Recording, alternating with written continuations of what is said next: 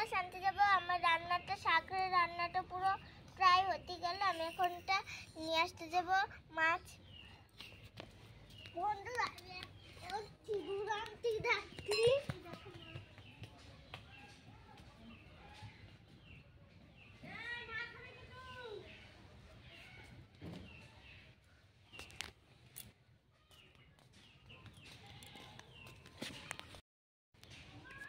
এই যে আমি ইলিশ মাছ এনে নিয়েছি, এখনটা আমি কুটে নেব। এই যে আমার কুটাটা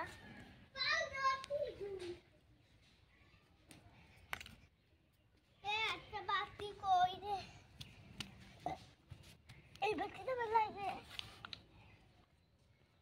কুটে নি। এই পড়ে গেল কোথায় করি। এই মাছটা আমার কুটা হয়ে গেছে। এই করে কুদে দিস না দিস না।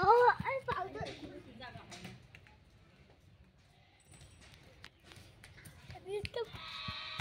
এই যে মাছটাও কাটা হয়েছে।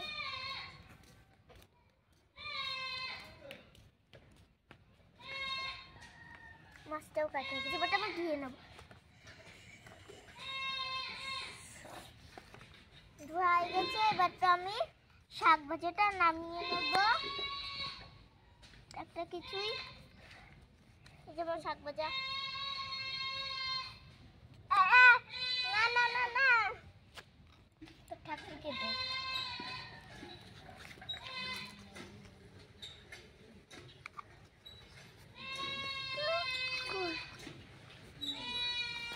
নামিয়ে নিয়েছি কড়াইটা, তা রেখে দিলাম উনুনের পর।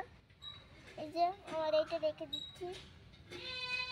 এখনটা আমি মাছগুলো ভালো করে ভিতর দিয়ে মশলা ঢুকানোর জন্য আমি এইটা এইভাবে মাছের এইভাবে কেটে দেব, মানে ভাগ করে দেব অল্প অল্পভাবে, কেটে মাছের মধ্যে মশলাটাও ঢোকে, খুব সুন্দর খেতে লাগে।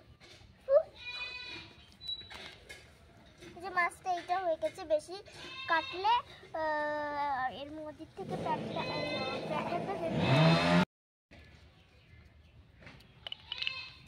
লাগবে, তো এইটা দিয়ে দে। মাছটা হয়ে গেছে, এবারটা আমি তেলটা দিয়ে দেবো। সে তেল করে খাই, সে তেল কিনে নিল একটু তেল।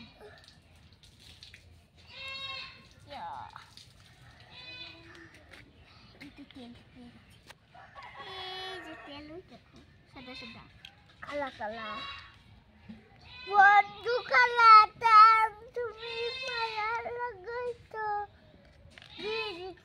তেলটা আমি মুঠিটা একটু পাগল। এবারটা আমি মাছটাকে দিয়ে দেবো, একটা এক একটা করে ভেজে নেব।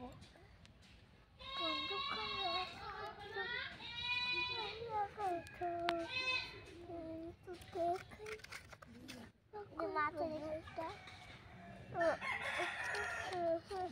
একবার আমি 3টে মাছ ভেজে নেব। একটা একটা করে মাছ ভেজে আমি 3টে মাছ ভেজে নেব।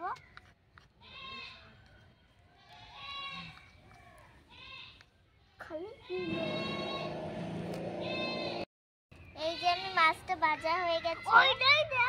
হ্যাঁ আমি মা খাচ্ছি তো। এই যে মাছটা ভাজা হয়ে গেছে, আমি এবারটা এই যে প্লেটে নামায় নিচ্ছি।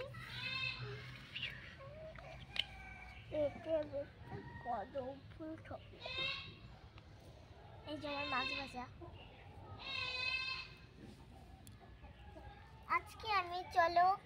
আজকে আমি তরকারি রান্না করব, সেটা তোমাদের আমি দেখাবো।